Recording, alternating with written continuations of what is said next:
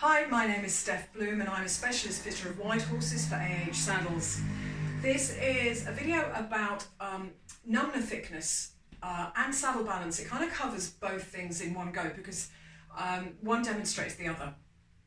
People don't realise how significant front to back balance of a saddle is. We are very used to seeing photos, especially of saddles tipping back on natives and cobs and wider horses, often up on the shoulder, but often tipping back. And it really is detrimental to both horse and rider. On the more subtle side of things, if your saddle has just changed a couple of mil in how high or low it is at the front normally, the back doesn't alter so much, but it's normally a change at the front that shifts the balance. You will feel it in your riding, your horse is going to feel it in a shift of pressure. So if the front is a little higher, there'll be more pressure at the back and you are going to feel it. And I'm going to run through some different setups today to show you how that can affect the fit. So the first one is easy. It's going to be me sitting on the saddle, and this is what I'm going to demonstrate so you can see how I sit in the saddle. And this is with no numner underneath at all. Now, this saddle isn't badly balanced at all.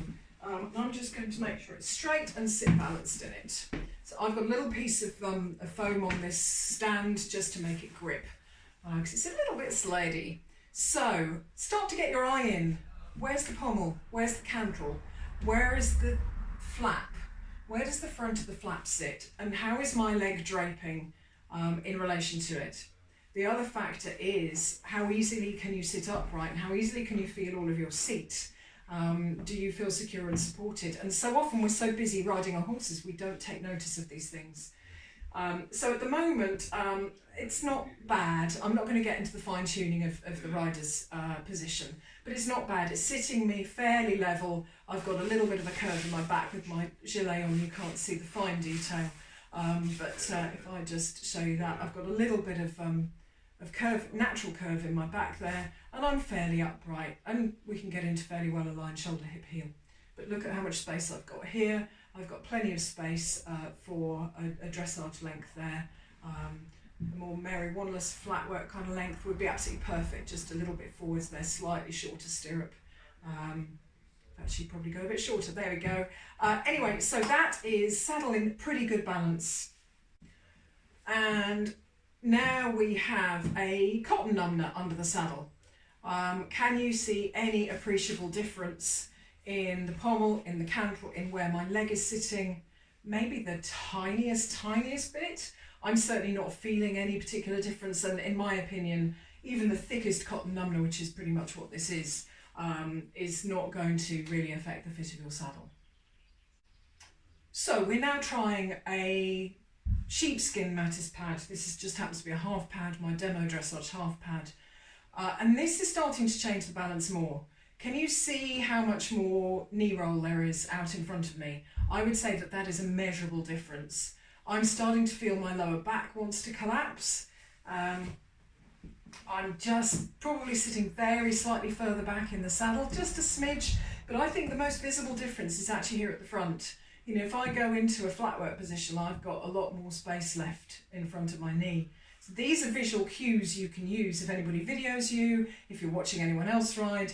Once you know your own saddle, you get these cues. So, sheepskin numner generally lifts the front of the saddle and will change the fit of your saddle.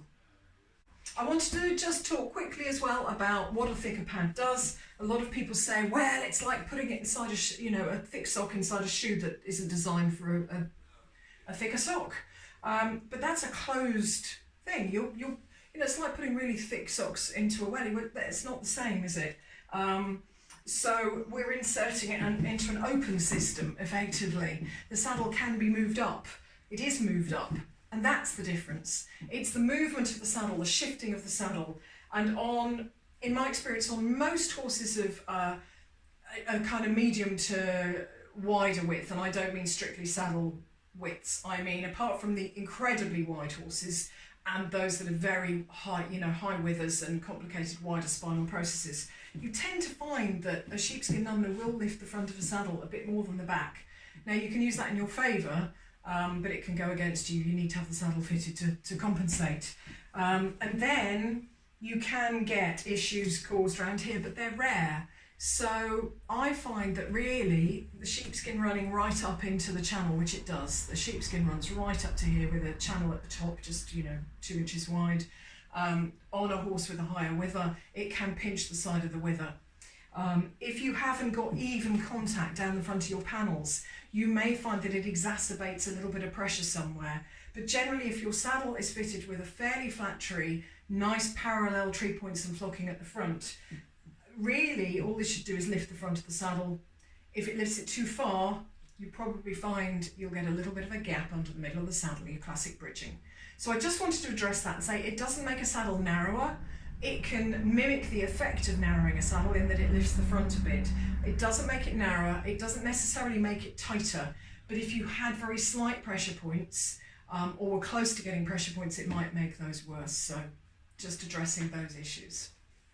And here I've put a Mattis pad under, it's a different one, apologies, it's the one I had shims for, that has got a shim in the front. And I'm really hoping that you're starting to get your eye in here. The pommel and the cantle are nearly the same height now, whereas the cantle was significantly higher before. I'm sitting further to the back of the saddle.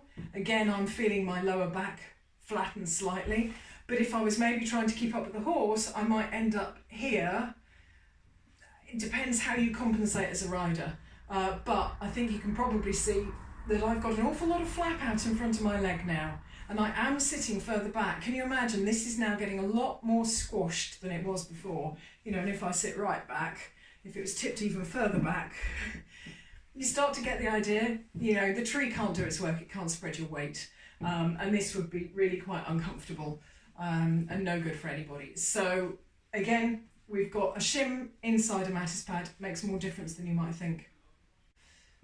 And now quite a different scenario just to show you. This is a cotton Mattis shim pad, the easiest way to lift the back of the saddle. You remember the effect of that black sheepskin pad lifted the front of the saddle. So if you need to simply lift the back of the saddle, this is the most effective way to do it quickly, but you lose the benefit of the sheepskin. If you're lifting the back of a saddle with a sheepskin pad, you will probably need one extra shim compared to this. So this is one shim in at the back. I'm feeling like I'm on my crotch. And I'm not riding fit, but I'm feeling it on my inner thighs because I'm effectively rolling onto, in a way, a wider part of the saddle. It's the pommel, which is slightly narrower, but the way that it works with the twist, I am feeling very, very stretched in my inner thighs. Although there isn't an awful lot more of the flap showing, it's because my legs are being slightly forced back by the fact that I'm dropping onto my crotch. And if you're riding like this with your lower leg going back all the time, you can see that almost looks right in this saddle. I would have to work quite hard, possibly overarch my back, particularly if I want support to my pubic arch. So many little issues going on with this. This is now too high at the back. And I thought it'd be interesting for you to see. That is one shim is 5mm, and that's getting squashed when you're sitting on it. So it's not even a full 5mm lift. So this is how much saddle balance will affect you, and by implication your horse, and showing you how much a little bit of difference in the pads and shims that you put underneath can make. I hope that's brought that whole kind of unwieldy topic together for you, and shown you some things to look for.